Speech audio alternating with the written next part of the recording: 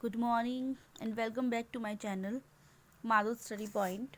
आज हम पढ़ेंगे 7th क्लास का टॉपिक है क्वाड्रिलेटरल्स मैथमेटिक्स। ठीक है, क्वाड्रिलेटरल्स क्या होते हैं? A quadrilateral is a plane figure bounded by 4 line segment.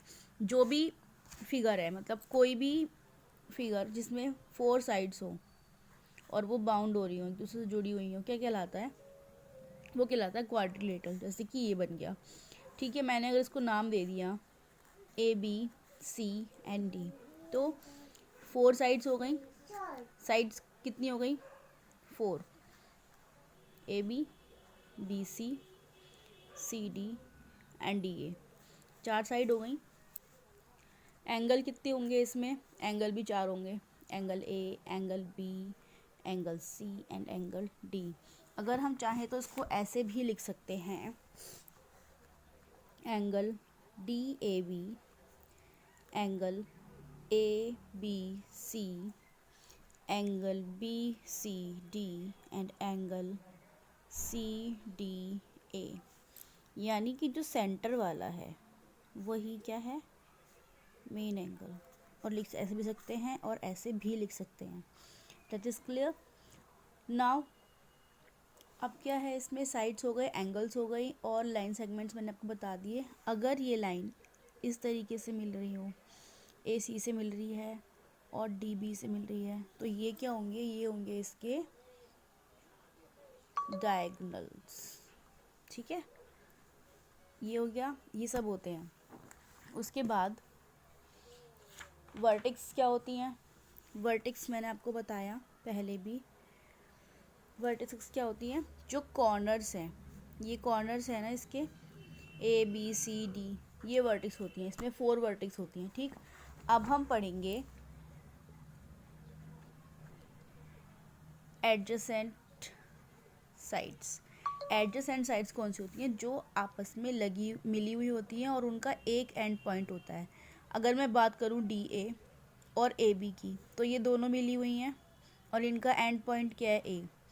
दोनों लाइन कहाँ पर मिली हैं? A पर। तो ये दोनों लाइन क्या होंगी?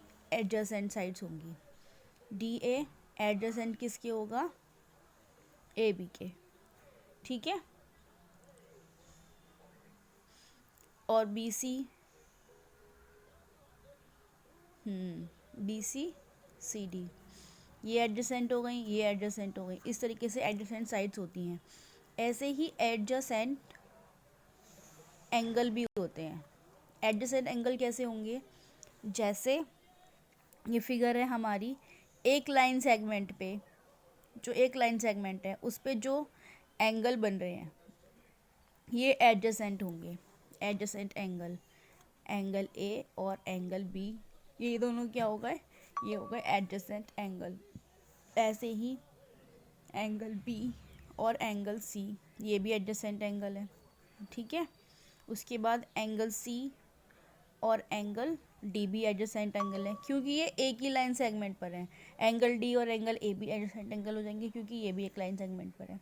ठीक है, एडजेसेंट साइड्स हो गई, एडजेसेंट एंगल हो गए। अब आता है अपोजिट साइड। अपोजिट साइड कौन सी होंगी? जो इसके बिल्कुल अपोजिट है, उसके सामने है। AB किसके अपोजिट होगी? AB अपोजिट होगी CD के। ठीक है, और अगर हम बात करें BC की, तो वो होगी AD के अपोजिट, है ना? इस तरीके से ये हो गई अपोजिट साइड्स। ऐसे ही अपोजिट एंगल होते हैं। अपोजिट एंगल क्या होंगे? अब A और B तो एडजेसेंट एंगल है, BC भी एडजेसेंट एंगल है, लेकिन A और C जो उसके सामने है, A के सामने वाला और B के सामने वाला, वो उनके अपोजिट एंगल हैं। ठीक है, angle A and angle C कैसे हो गए? Opposite. Angle B and angle D क्या हो गए? अपोजिट। ये हो गए अपोजिट एंगल्स। उसके बाद हम पढ़ते हैं interior and the exterior of the quadrilateral. Interior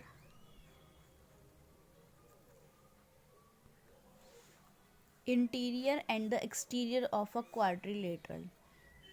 ये एक क्वाड्रिलेटरल है, सपोज करो। ठीक है, इंटीरियर का मतलब होता है क्या? अंदर, अंदर वाला हिस्सा। अब इसके अंदर जो भी है ये सब इसका इंटीरियर है। और अगर मैं बाहर करूँ, बाहर एक्सटीरियर एंगल की, एक्सटीरियर ऑफ द क्वाड्रिलेटरल, तो जो इस क्वाड्रिलेटरल के बाहर जो ये रीजन है, सर्कल वाला रीजन जो है, ये इसका एक्सटीरियर हो गया, और ये जो इसके अंदर है वो इसका इंटीरियर हो गया। इस समझ में आ गया। अब होता है क्वाड्रिलेटरल रीजन। क्या होता है? कोई भी क्वाड्रिलेटरल है उसकी बाउंड्री से लेकर पूरी बाउंड्री और उसके अंदर का जितना भी रीजन है, ये सब क्या है? ये सब क्वाड्रिलेटरल रीजन है। DRI quadri, LATERAL quadrilateral region. ये क्या था इसका? एक्सटीरियर और अंदर वाला इंटीरियर। सर्दी में भी राइटिंग बहुत रफ हो रही है तो आप मत करना ऐसा काम। मेरे एग्ज़ाम हो चुके हैं, आपके हुए नहीं हैं, आपके होने हैं, ठीक है? तो आप अपनी राइटिंग पे बहुत अच्छे से ध्यान देना। आज के लिए बस इतना ही। मिलते हैं नेक्स्ट एपिसोड में कुछ नया लेकर। तब तक के लिए take care and bye bye. Video समझ में आ गई हो तो प्लीज़ मेरे चैनल को like, subscribe and share, comment ज़रूर करें। मिलते हैं नेक्स्ट एपिसोड में।